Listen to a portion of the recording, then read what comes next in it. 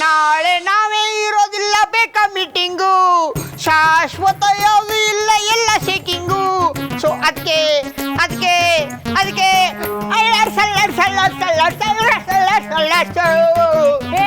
ಏನೋ ಅವನ್ ಹಾಡೋ ಕೈಲೆ ನಿನ್ಗೂ ಅಂಟ್ಕೊಂಡ್ಬಿಡ್ತಾ? ಏ ನಿನ್ನೆ ಯಾವುದೋ ಒಂದು ಭೂತ ನನ್ನ ಹಿಡ್ಕೊಂಡು ಅಳ್ಳಾಡಿಸ್ಬಿಡ್ತು. ಯಾವ ಭೂತನೋ? ನೆನೆ ರಾಗಿಣಿ ರೂಮ್ ಮುಂದೆ ನಿಂತಾಗ ನೀನೆ ತಾನೇ ಬಂದು ನನ್ನನ್ನು ಅಳ್ಳಾಡ್ಸಿದ್ದು. ಅಲ್ಲಿ ನೀನೆಲ್ಲಿದ್ದು? ಆ ಮಗು ಕಿಶೋರ್ ಐತಿದ್ದು. ಏನ್ ಜಾಸ್ತಿ ಆಯ್ತಾ?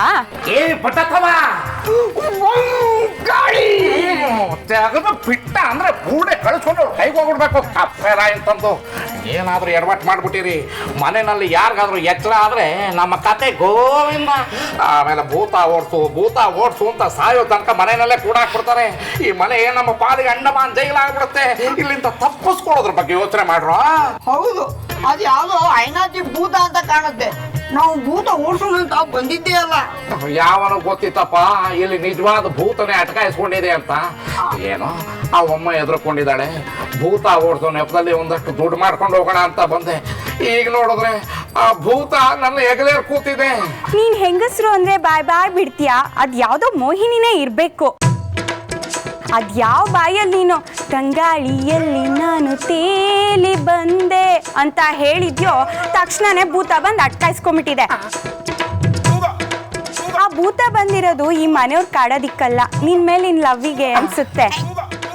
ಈಗ ಅದು ನೀನ್ ಹಿಂದೆನೇ ಬರುತ್ತೆ ಅಂತ ಕಾಣಿಸುತ್ತೆ. ಈಗ ಬಂದ ಮಾತಾಡ್ಬೇಡ, ಇದು ತಮಾಷೆ ಮಾಡೋ ಟೈಮಲ್ಲ. ಸುಮ್ಮನೆ ನನ್ನ ಜೊತೆ ಬನ್ನಿ. ಒಂದು ನಿಮಿಷ ಹೊರಗಡೆ ಯಾರಾದರೂ ಇದಾರೋ ಇಲ್ವೋ ಅಂತ ನೋಡ್ಬಿಟ್ಟು ಕರಿತೀನಿ. ಕರೆದ ಮೇಲೆ ನೀವು ಮಾಡ್ತಾ ಇಟ್ಕೊಂಡು ಬನ್ನಿ.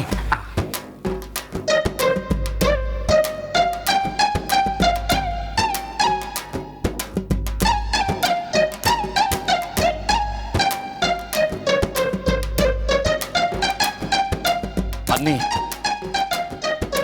ಇಬ್ಬರಲ್ಲ ಒಬ್ಬೊಬ್ಬರಾಗಿ ಬನ್ನಿ.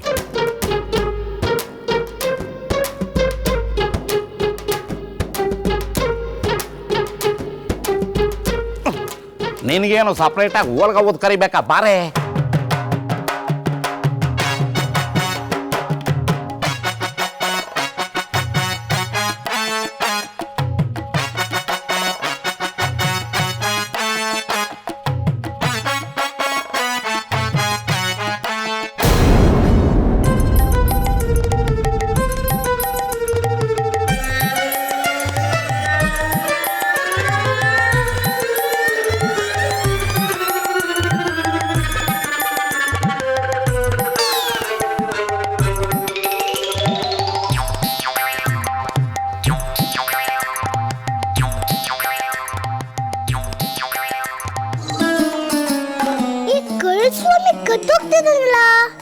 ಏನ್ ಮಾಡೋದೀಗ?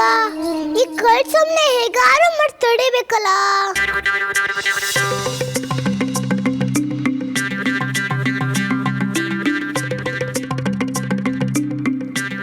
ಹಾ, ಐಡಿಯಾ. ಅಸ್ಪುಸ್ ಲಿಂಬು ಜ್ಯೂಸ್ ಗಂಟೆ ನೀನು ಎಲ್ಲರೂ ಜೋರಾಗಿ ಹುಡ್ಕೊಂಡ್ಬಿಡು ಪ್ಲೀಸ್.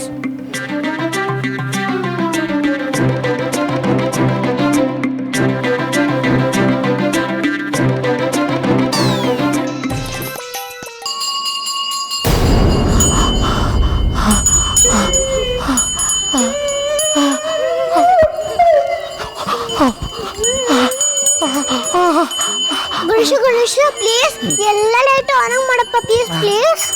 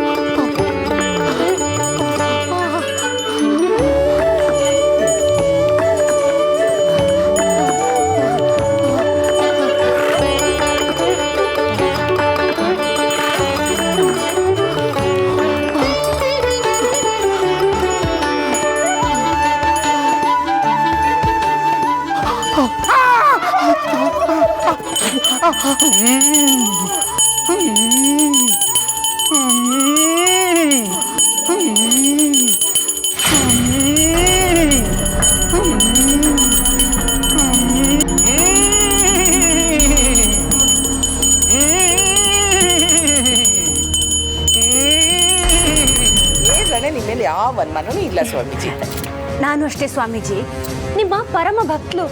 ನಿಮ್ಮ ಮೇಲೆ ನಮಗೆ ಸಂಪೂರ್ಣ ವಿಶ್ವಾಸ ಇದೆ. ಆದರೆ ನಮ್ಮ ಮನೆ ಜನಗಳು ಹಾಗಲ್ಲ, ಅವ್ರ ಮನಸ್ಸಲ್ಲಿ ಅನುಮಾನ ಚಿಗುರ್ತಾ ಇದೆ. ಸ್ವಾಮಿಗಳೇ, ನಿಮ್ಮ ಹತ್ರ ಒಂದು ಪ್ರಶ್ನೆ ಕೇಳ್ತೀನಿ, ದಯವಿಟ್ಟು ತಾವು ಅಪಾರ್ಥ ಮಾಡ್ಕೋಬೇಡಿ. ನೀವು ಇವತ್ತು ಮಾಡಿರೋ ಪವಾಡಗಳೆಲ್ಲ ಉಲ್ಟಾಯ್ತು ಅಂತ ಅನ್ನಿಸ್ತು. ನೀವೇನೋ ಹೇಳ್ತಿದ್ರಿ, ಅದು ಇನ್ನೇನೋ ಆಗ್ತಿತ್ತು. ಯಾಕೆ ಹೀಗೆ ಸ್ವಾಮೀಜಿ? ನಿನ್ನೇನು ಅಷ್ಟೇ ಪೂಜೆ ಪಾತ್ರೆ ಗಾಳಿಲಿ ಬೋರ್ಲಾಗಿ ತೇಲ್ತಿತ್ತು. ಅಂದರೆ ಆ ಭೂತ ಮನೆ ಬಿಟ್ಟು ಹೋಗಿಲ್ಲ, ಇಲ್ಲೇ ಇದೆ ಅಂತ ಅರ್ಥ ತಾನೆ? ಯಾರಿಗೇನೇ ಅನುಮಾನ ಬರಲಿ, ಇವಳಲ್ಲಿ ಅನುಮಾನ ಬರದೇ ಇರೋ ಹಾಗೆ ನೋಡ್ಕೋಬೇಕು. ಇಲ್ಲ ಅಂದರೆ ಇಲ್ಲಿ ತನಕ ಕಿತ್ಕೊಂಡಿರೋ ದುಡ್ಡು ಕೈ ಬಿಟ್ಟು ಹೋಗುತ್ತೆ. ತುಂಬ ಹುಷಾರಾಗಿ ಇಲ್ಲಿಂದ ತಪ್ಪಿಸ್ಕೋಬೇಕು. ಹಾಂ ನೋಡಮ್ಮ, ಆ ಭೂತವನ್ನು ನಾವೇ ಆಹ್ವಾನ ಮಾಡಿದ್ದೀವಿ. ಆವಾಹನೆ ಅಂದರೆ ಏನು ಸ್ವಾಮೀಜಿ? ನಾವೇನಾದರೂ ಆ ಭೂತವನ್ನು ಇಲ್ಲಿಂದ ಓಡಿಸಿದ್ರೆ, ನಾವು ಇಲ್ಲಿಂದ ಹೋದ ಮೇಲೆ ಅದು ಮತ್ತೆ ಇಲ್ಲಿಗೆ ಬಂದು ನಿಮಗೆ ಕಾಟ ಕೊಡ್ಬೋದು. ಹಾಗಾಗಬಾರ್ದು ಅಂತ ಅದಕ್ಕೆ ದಿಗ್ಬಂಧನ ಆಗ್ತೀನಿ. ದಿಗ್ಬಂಧನ ಅಂದ್ರೆ ಏನು ಸ್ವಾಮೀಜಿ? ಅಂದರೆ ಭೂತ ಆಚೆ ಹೋಗದಿರೋ ಹಾಗೆ ಅರೆಸ್ಟ್ ಮಾಡೋದು. ಮೊನ್ನೆ ಪಂಚೆ ಒಳಗಡೆ ಸೇರಿಸ್ಕೊಂಡು ದಿಗ್ಬಂಧನ ಮಾಡಿದ್ರು. ಹಾಳಾದು ತಪ್ಪಿಸ್ಕೊಂಡು ಹೊರಡೋಗ್ಬಿಡ್ತು. ಓಂಕಾಳಿ ಕುಳ್ಳ, ಉರುಳಿಲ್ಲದ ಮಾತು ಬೇಡ. ಇವತ್ತು ಇದಕ್ಕೆಲ್ಲ ಇತಿಶ್ರೀ ಆಡ್ತೀನಿ. ಒಂದು ಅತ್ಯದ್ಭುತವಾದ ಪವಾಡ ಮಾಡ್ತೀನಿ. ಅಂತಹ ಪವಾಡವನ್ನ ಸ್ವರ್ಗ, ಭೂಮಿ ಅಷ್ಟೇ ಏಕೆ 3 ಲೋಕದಲ್ಲೂ ಕೂಡ ಯಾರು ನೋಡಿರೋದಿಲ್ಲ. ಅಂತಹ ಅದ್ಭುತವಾದ ಪವಾಡವನ್ನ ನಿಮಗೆ ಮಾಡಿ ತೋರಿಸ್ತೀನಿ. ಆಗ ನಿಮಗೆ ಗೊತ್ತಾಗುತ್ತೆ ಈ ಸಕಲ ಕಲಾ ಸ್ವಾಮಿಯ ಪವಾಡ ಎಂತದ್ದು ಅಂತ. ಹೌದಾ? ತೆಪ್ಪಗೆ ನಿಂತ್ಕೊಳ್ಳಿಲ್ಲ ಅಂದ್ರೆ ತಿಪ್ಪೆಗೆ ಎಸ್ಬಿಡ್ತೀನಿ. ಆಮೇಲೆ ಆ ಭೂತಕ್ಕೆ ದಿಗ್ಬಂಧನ ಮಾಡಿ ನನ್ನ ಜೊತೆ ಕರ್ಕೊಂಡು ಹೋಗ್ತೀನಿ. ಆಗ ನಿಮಗೆ ಯಾವ ಭಯವೂ ಇರೋದಿಲ್ಲ. ಅಷ್ಟು ಮಾಡಿಬಿಡಿ ಸ್ವಾಮಿಗಳೇ, ನಾವು ಕೃತಾರ್ಥರಾಗ್ತೀವಿ. ಸ್ವಾಮಿಗಳೇ, ಆ ಭೂತ ಏನಾದರೂ ಈ ಮನೆ ಬಿಟ್ಟು ಹೋದರೆ ನಾನು ಜೀವನ ಪರ್ಯಂತ ನಿಮ್ಮ ಭಕ್ತಳಾಗಿರ್ತೀನಿ. ನಿಮ್ಗೊಂದು ಗುಡಿನೂ ಕಟ್ಟಿಸ್ತೀನಿ. ನೀವೀಗ ಹೊರಡಬಹುದು. ಆಯ್ತು ಸ್ವಾಮೀಜಿ.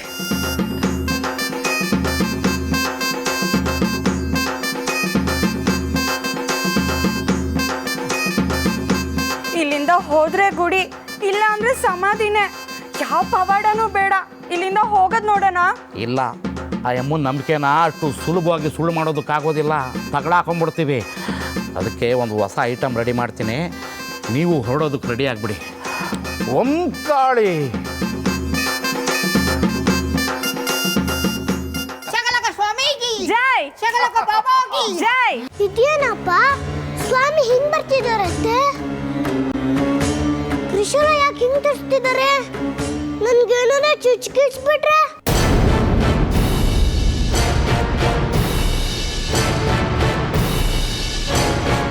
ಇವತ್ತೇನು ಪವಾಡ ಮಾಡಕ್ ಹೊರಟಿದ್ದ ನೀನು? ಶಕಲಕ ಬಾಬಾಗೆ ಜೈ, ಶಕಲಕ ಸ್ವಾಮಿಗೆ ಜೈ, ಶಕಲಕ ಸ್ವಾಮಿಗೆ ಜೈ, ಶಕಲಕ ಬಾಬಾಗೆ ಜೈ. ಶಕಲಕ ಸ್ವಾಮಿಗೆ ಜೈ, ಶಕಲಕ ಬಾಬಾಗೆ ಜೈ, ಭೂತೋಚ್ಚಾಟನಂ ಕುರುಕುರು ಸ್ವಾಹ. ಶಕಲಕ ಸ್ವಾಮಿಗೆ ಜೈ, ಶಕಲಕ ಬಾಬಾಗೆ ಜೈ. ಓಂ ಪಟ್ ಪಟ್ ಸ್ವಾಹ. ಶಕಲಕ ಸ್ವಾಮಿಗೆ ಜೈ, ಶಕಲಕ ಬಾಬಾಗೆ ಜೈ. ಕಾಳಿ ಅಮ್ಮ, ಎಲ್ಲವೂ ನಿನ್ನ ಆಣತಿಯಂತೆಯೇ ನಡೆಯುತ್ತಿದೆ. ಇವತ್ತು ಆ ಭೂತದ ಮಾರಣ ಹೋಮ ಆಗಬೇಕು.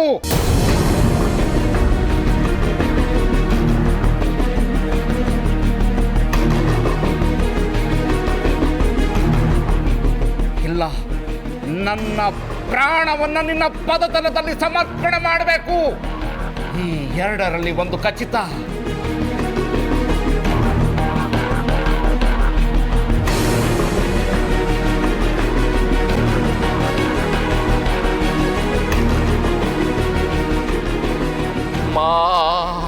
ಅಮ್ಮ, ನಿನ್ನ ಸ್ನೇಹಕ್ಕೆ ಅಮ್ಮ ಅಮ್ಮ ನಿನ್ನ ಪ್ರೇಮಕ್ಕೆ ಸರಿಸಾಟಿ ಯಾರೂ ಇಲ್ಲ ನಿನಗಿಂತ ದೇವರಿಲ್ಲ ಅಮ್ಮ.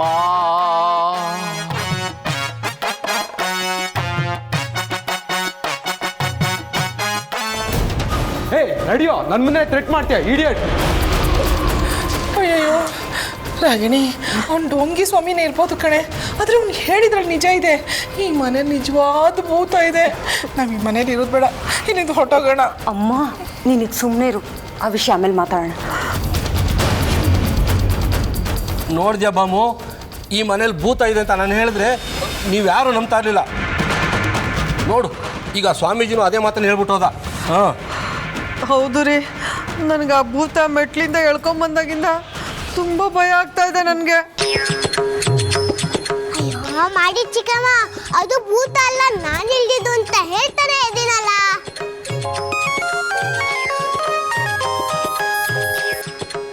S doctor.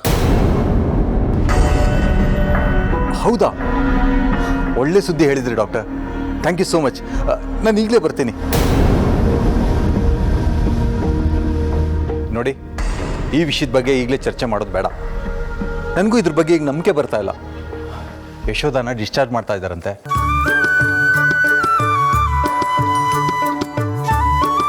ಅವಳು ಮನೆಗೆ ಬಂದಮೇಲೆ ಅಜ್ಜಿಗೆ ಎಲ್ಲ ವಿಷಯನೂ ತಿಳಿಸಿ ಒಂದು ನಿರ್ಧಾರ ತಗೊಳ್ಳೋಣ.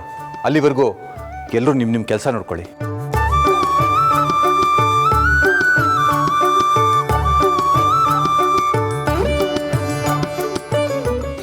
ಅಮ್ಮ ಬರ್ತಿದ್ದಾಳ. ಮಜಾ ಮಜಾ ಮಜಾ ಮಜಾ ಮಜಾ ಮಜಾ.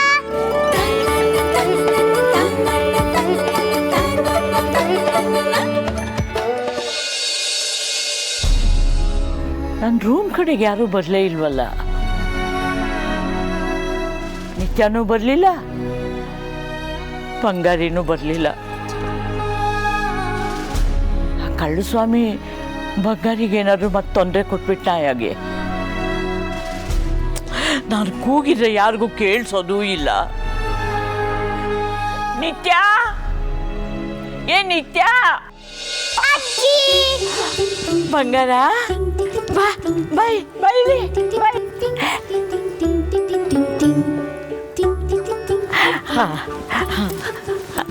ಬಂಗಾರ, ನಿಗೇನು ಆಗಿಲ್ಲ ತಾನೆ? ಇಲ್ಲ ಅಜ್ಜಿ, ನಂಗೇನು ನನಗೆ ನಿನ್ನೆ ಯೋಚನೆ ಆಗ್ಬಿಟ್ಟಿತ್ತು. ಈಗ ಸಮಾಧಾನ ಆಯಿತು ನೋಡು. ಹೌದು, ಆ ಕಳ್ಳಸ್ವಾಮಿ ಇನ್ನೂ ಮನೇಲೇ ಇದ್ದಾನ, ಇಲ್ಲ ಆ ರಾಗಿಣಿ ದುಡ್ಡು ದೋಚ್ಕೊಂಡು ಹೊರಟೋದ್ನ? ಅಜ್ಜಿ, ಆ ಬೋಳ್ಗೊಂಡ ಸ್ವಾಮಿನ ಪೊಲೀಸ್ ಮಾಮ ಬಂದು ಹಿಡ್ಕೊಂಡೋಗ್ಬಿಟ್ರು. ಹೌದಾ? ಒಳ್ಳೆ ಕೆಲಸ ಆಯಿತು, ಅವನಿಗೆ ತಕ್ಕ ಶಾಸ್ತಿ ಆಯಿತು. ಅಂದಹಾಗೆ ಅವನು ಕಳ್ಳಸ್ವಾಮಿ ಅಂತ ಎಲ್ರಿಗೂ ನೀನೇ ಹೇಳಿದ್ಯಾ? ಅಜ್ಜಿ, ಅವನು ಗರಟೆಲೋ ಮ್ಯಾಜಿಕ್ ಮಾಡಿದ್ದ.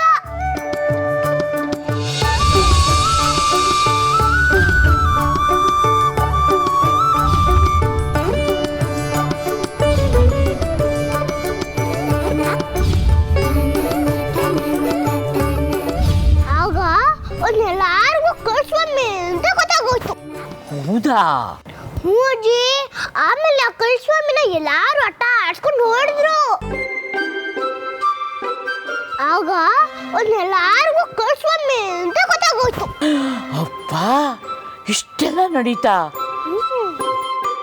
ಎಷ್ಟು ಧೈರ್ಯ ನಿನಗೆ!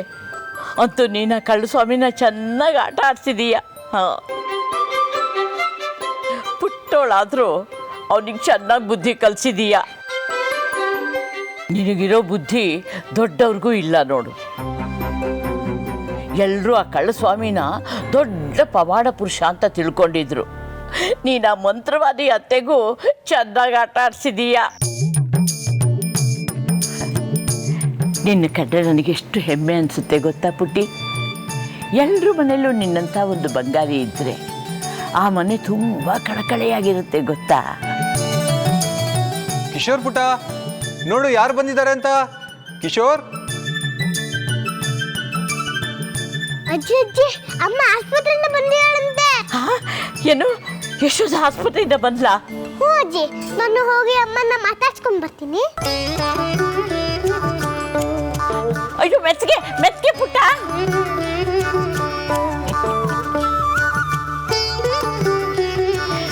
ಯಶೋಧ ಅಂದ್ರೆ ಈ ಮಗುಗದು ಎಷ್ಟು ಪ್ರೀತಿ.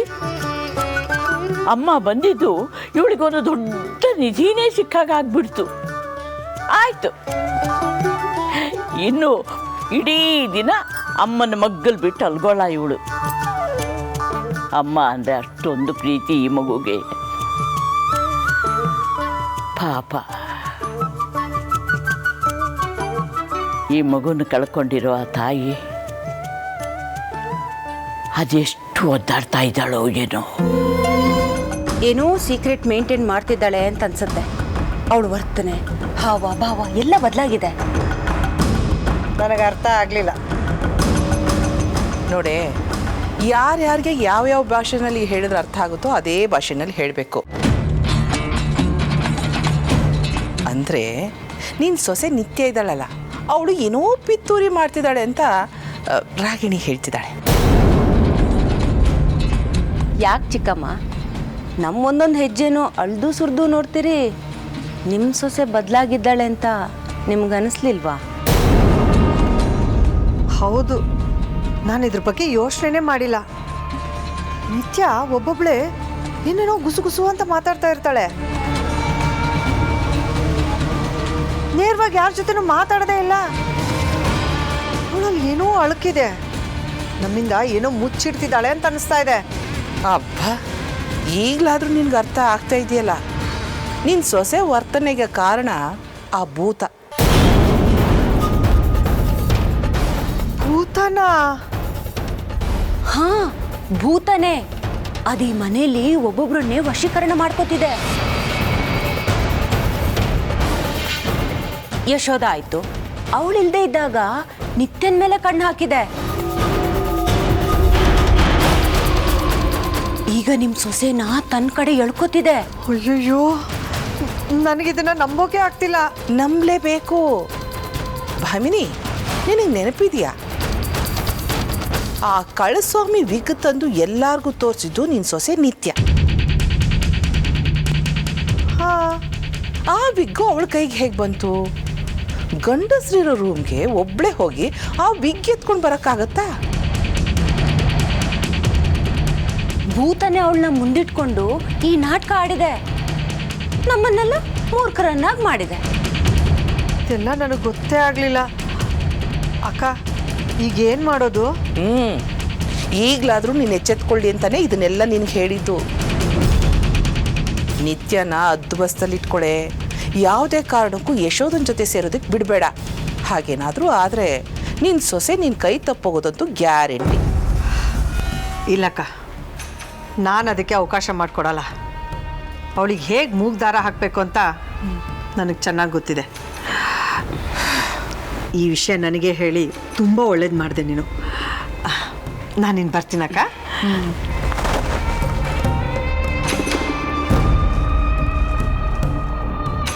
ಸಿಲಿಂಡರು ಸಿಡಿಯುತ್ತೆ.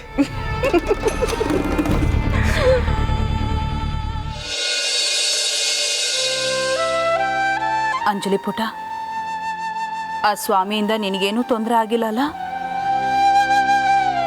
ಒಂದು ವೇಳೆ ನಿನಗೇನಾದರೂ ಹಾಕಿದಿದ್ರೆ ನಾನೇನಾಗ್ತಿದ್ದೋ ನನಗೆ ಗೊತ್ತಿಲ್ಲ. ಬಹುಶಃ ನಾನು ಹಾಸ್ಪಿಟ್ಲಿಂದ ವಾಪಸ್ ಬರ್ತಿರ್ಲಿಲ್ಲ ಅನ್ಸತ್ತೆ. ಅಕ್ಕ ಬಿಡ್ತು ಅನ್ನಿ, ಯಾಕಂತ ಮಾತಾಡ್ತಿದ್ದೀರಾ?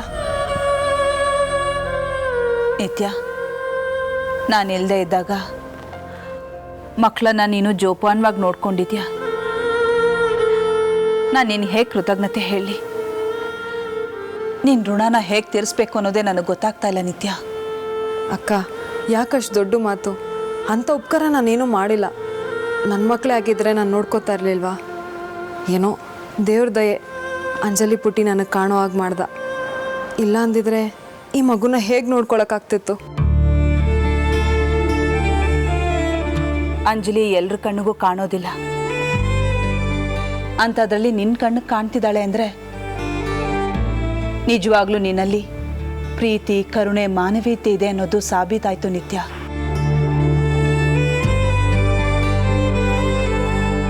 ನಿನಗಿನ್ಯಾವ ದೇವರು ಸರ್ಟಿಫಿಕೇಟ್ ಕೊಡಬೇಕಾಗಿಲ್ಲ. ಅಕ್ಕ, ನಿಮ್ಮ ಸಮಾಧಾನಕ್ಕೆ ನಾವು ಮಕ್ಕಳನ್ನ ನೋಡ್ಕೊಂಡ್ವಿ ಅಂತ ಹೇಳೋದಷ್ಟೇ. ಆದರೆ ವಾಸ್ತವದಲ್ಲಿ ಅಂಜಲಿನೇ ನಮ್ಮನ್ನ ನೋಡ್ಕೊಂಡ್ಲು.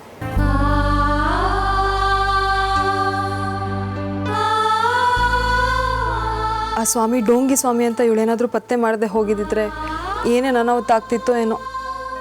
ಹೌದು ಯಶೋಧ, ಬಂಗಾರಿ ನಮ್ಮನೆಗೆ ದೊಡ್ಡ ಉಪಕಾರನೇ ಮಾಡಿದ್ದಾಳೆ. ನನ್ನ ಮರಿ ಮೊಮ್ಮಗ ಇವತ್ತು ಚೆನ್ನಾಗಿದ್ದಾನೆ ಅಂದರೆ ಅದಕ್ಕೆ ಅಂಜಲಿನೇ ಕಾರಣ. ಅಜ್ಜಿ, ಏನು ಹೇಳ್ತಾ ಇದ್ದೀರಾ ನೀವು? ಹೌದು ಯಶೋಧ, ಆ ಕಳ್ಳಸ್ವಾಮಿ ಯಾವುದೋ ಬೀಜ ಹರಿದು ಹಾಲಲ್ಲಿ ಸೇರಿಸಿ ಅದನ್ನು ಕಿಶೋರನಿಗೆ ಕುಡಿಸಿ ಅವನ ತಲೆ ಕೆಡ್ಸೋಕೆ ನೋಡಿದ್ದಂತೆ. ನಮ್ಮ ಬಂಗಾರಿ ಅದನ್ನು ತಪ್ಪಿಸಿ ದೊಡ್ಡ ಗಡ್ಡಾತರದಿಂದ ಅವನನ್ನು ಪಾರು ಮಾಡಿದ್ದಾಳೆ. ಹೌದಮ್ಮ, ಆ ಸ್ವಾಮಿಯ ಶಿಷ್ಯಂದ್ರುಗಳು ತಮ್ಮಂಗೆ ತಲೆ ಕೆಡ್ಸಕ್ಕೆ ನೋಡಿದ್ರು. ನಾನು ಮ್ಯಾಜಿಕ್ ಮಾಡಿ ಅವ್ರ ತಲೆ ಕಚ್ಬಿಟ್ಟೆ. ನಾನು ಹೇಳಿದ್ದನ್ನೇ ಮಾಡೋದು. ನಾನು ಹೇಳಿದ್ನಲ್ಲ ಯಶೋದ, ಈ ಮನೆ ಬಿಟ್ಟು ಹೊಟ್ಟೋಗೋಣ. ಅಲ್ಲ ರೀ, ಹೀಗೆ ಏಕಾಏಕಿ ನಾವು ಎಲ್ಲಿಗೆ ಅಂತ ಹೋಗೋದು? ಎಲ್ಲಾದರೂ ಹೋಗೋಣ, ಯಾವುದಾದ್ರೂ ಹಾಳು ಗುಡಿಲೋ ಇಲ್ಲ ಮಂಟಪದಲ್ಲೋ ಇದ್ರೂ ಸರಿ, ಆದರೆ ಈ ಭೂತದ ಮನೇಲಿ ಮಾತ್ರ ಇರೋದು ಬೇಡ.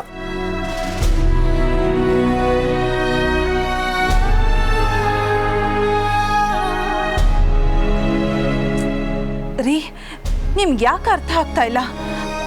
ಅಂತ ಯಾವ ಕೆಟ್ಟ ಶಕ್ತಿನೂ ಇಲ್ಲಿಲ್ಲ. ಖಂಡಿತ ಇದೆ. ನಾನು ಅದನ್ನ ಎಕ್ಸ್ಪೀರಿಯನ್ಸ್ ಮಾಡಿದ್ದೀನಿ, ಅದು ನಿನಗೂ ಗೊತ್ತಿದೆ. ಆದರೆ ನೀ ಅದನ್ನ ಒಪ್ಕೋತಿಲ್ಲ. ಯಾಕೆಂದ್ರೆ ಆ ಭೂತ ನಿನ್ನ ಆವರಿಸ್ಕೊಂಡ್ಬಿಟ್ಟಿದೆ.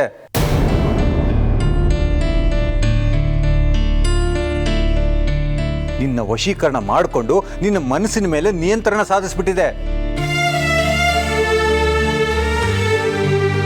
ಅದಕ್ಕೆ ವಿರುದ್ಧವಾಗಿ ನಿನ್ನಿಂದ ನಡ್ಕೊಳಕ್ ಆಗಲ್ಲ. ಆ ಭೂತನು ನಿನ್ನ ನಡ್ಕೊಳಕ್ ಬಿಡಲ್ಲ.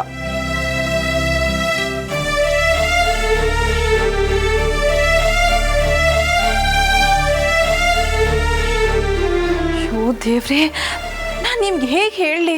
ಇನ್ನೇನು ಹೇಳೋದು ಬೇಡ, ನನ್ನ ಮಾತು ಕೇಳು. ಎಲ್ಲ ಮರೆತು ನನ್ನ ಜೊತೆ ಹೊರಟ್ಬಿಡು. ಬೇಡಮ್ಮ, ನನ್ನ ಬಿಟ್ಟೆಲ್ಲೂ ಹೋಗ್ಬೇಡಮ್ಮ.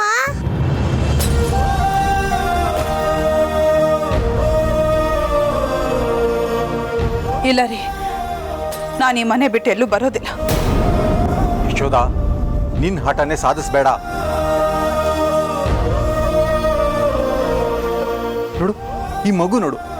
ಮಕ್ಕಳೇ ಇಲ್ದಿರೋ ನಮಗೆ ಒಂದು ಒಳ್ಳೆ ಮಗು ಸಿಕ್ಕಿದೆ. ಈ ಮಗುಗೆ ಒಂದು ಒಳ್ಳೆ ಭವಿಷ್ಯ ನಿರ್ಮಾಣ ಮಾಡಬೇಕು. ಇವನಿಗೊಂದು ಒಳ್ಳೆ ಅಟ್ಮಾಸ್ಫಿಯರ್ ಕ್ರಿಯೇಟ್ ಮಾಡಿಕೊಡ್ಬೇಕು.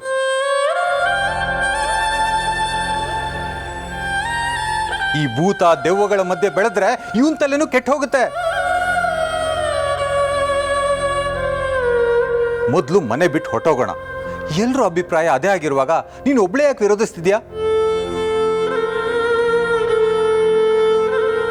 ರೀ, ನಾನು ಇನ್ನೂ ನಿನ್ನೆ ತಾನೇ ಹಾಸ್ಪಿಟ್ಲಿಂದ ಬಂದಿದ್ದೀನಿ. ಈಗ ನಾನು ಏನು ಹೇಳೋ ಸ್ಥಿತಿಲಿ ಇಲ್ಲ. ನಂಗೆ ಸ್ವಲ್ಪ ಟೈಮ್ ಕೊಡಿ, ಆಮೇಲೆ ನಾನು ನಿಧಾನವಾಗಿ ಎಲ್ಲ ಹೇಳ್ತೀನಿ. ಸದ್ಯಕ್ಕೆ ಮನೆ ಬಿಟ್ಟು ಹೋಗೋ ನಿರ್ಧಾರನ ಬಿಟ್ಬಿಡಿ. ಇದೊಂದು ಮಾತ್ರ ಕೇಳಬೇಡ. ನಾನು ತೀರ್ಮಾನ ತಗೊಂಡಾಗಿದೆ. ನಾನು ಈ ಮನೆ ಬಿಟ್ಟು ಹೋಗ್ತೀನಿ. ಯಾವ ಶಕ್ತಿನೂ ನನ್ನನ್ನು ತಡೆಯೋಕ್ಕಾಗಲ್ಲ. ಅಮ್ಮ, ನಾವ್ ಈ ಮನೆ ಬಿಟ್ಟು ಹೋಗ್ತೀವಾ? ಇಲ್ಲ ಪುಟ್ಟ, ನಾವೆಲ್ಲೂ ಹೋಗ್ತಾ ಇಲ್ಲ. ಹೋಗ್ತಾ ಇದೀವಿ ಕಿಶೋರ್. ನೀನು ಅಪ್ಪನ ಜೊತೆ ಮನೆ ಬಿಟ್ಟು ಬರ್ತೀಯ? ಇಲ್ಲ, ನನ್ನ ಅಮ್ಮ ಮತ್ತೆ ಅಕ್ಕನ್ ಬಿಟ್ಟು ನಾನೆಲ್ಲೂ ಬರಲ್ಲ.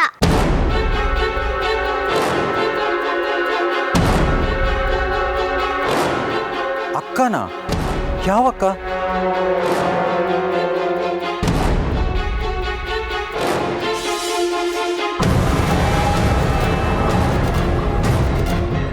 ಇದು 10ನೇ ಸಾರಿ ಇವನ್ ಬಾಯಿಂದ ಅಕ್ಕ ಅಕ್ಕ ಅಂತ ಕೇಳ್ತಾ ಇರೋದು.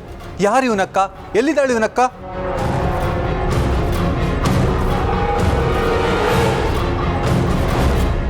ನನಗೀಗ ಚೆನ್ನಾಗಿ ಅರ್ಥ ಆಗ್ತಿದೆ. ಆ ಭೂತವನ್ನೇ ತಾನೆ ನೀನು ಅಕ್ಕ ಅಕ್ಕ ಅಂತ ಈ ಮಗುಗೆ ತಲೆ ತುಂಬಿರೋದು. ಛೇ, ನಾನು ಏನು ಆಗಬಾರ್ದು ಅಂತಿದ್ನೋ ಅದೇ ಆಗೋಗಿದೆ. ಈ ಮಗುಗೂ ಆ ಭೂತದ ಹುಚ್ಚಿಡಿಸ್ಬಿಟ್ಟಿದ್ಯಾ? ಆ ಭೂತ ಈ ಮಗು ಮೇಲೆ ಕಂಟ್ರೋಲ್ ತಗೊಂಡಿದೆ.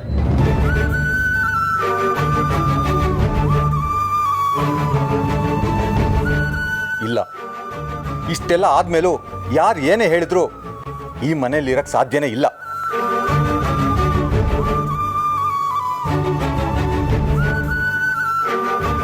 ನೀನು ನನ್ನ ಜೊತೆ ಬರಲೇಬೇಕು ಯಶೋದ.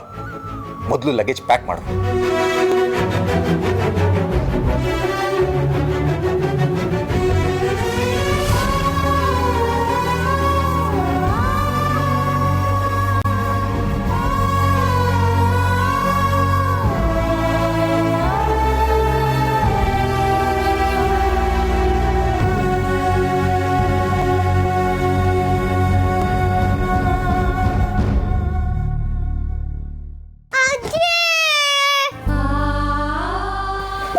ಮಗನ ಮಗನ, ಅರೆ ಯಾಕೋ ಪುಟ್ಟ ಅಳ್ತಾ ಇದೀಯಾ? ಏನಾಯ್ತು? ಮತ್ತೆ ಎಲ್ಲರೂ ನನ್ನ ಬಿಟ್ಟು ಹೋಗ್ತಾರಂತೆ. ಇಲ್ಲ ಪುಟ್ಟ, ನಿಮ್ಮಮ್ಮ ನಿನ್ನ ಬಿಟ್ಟೆಲ್ಲೂ ಹೋಗಲ್ಲ. ನಾನು ಅಷ್ಟೇ ನಿನ್ನ ಜೊತೆಲೇ ಇರ್ತೀನಿ. ಇಲ್ಲ ಅಜ್ಜಿ, ಕಿಶೋರ್ ಅಪ್ಪ ಅಮ್ಮನ್ನ ಮನೆ ಬಿಟ್ಟು ಹೋಗೋಣ ಬಾ ಅಂತ ಕರೀತಿದ್ದಾರೆ. ನಾನು ಭೂತ ಅಂತೆ, ತಮ್ಮನ್ನ ತಲೆ ಕೆಡಿಸಿದೆನಂತೆ. ಯಾರಮ್ಮ ಹಾಗೆಲ್ಲ ಮಾತಾಡಿದ್ದು? ನಿನ್ನನ್ನು ಹಾಗಾದ್ರೆ ಆ ದೇವರು ಮೆಚ್ಚುತ್ತಾನೇನಮ್ಮ?